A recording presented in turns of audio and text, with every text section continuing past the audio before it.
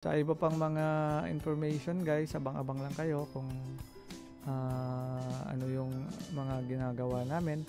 Kasi nga gagawa rin ako ng metal sheet na box para sa pag-collect natin ng mga black soldier fly larva, para makita natin kung mas mapapadali yung pag-harvest natin at mabibigay natin agad doon sa ating mga alagang manok o baboy.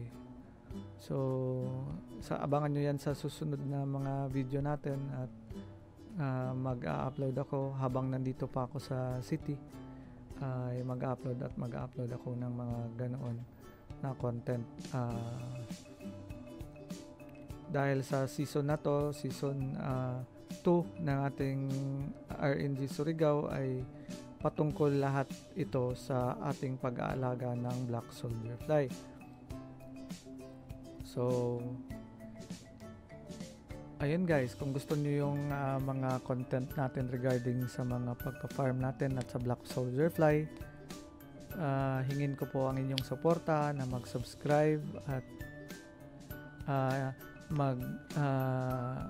i-enable po natin yung notification bell by clicking next to the subscribe button para maging updated kayo sa mga future videos regarding black soldier fly and farming.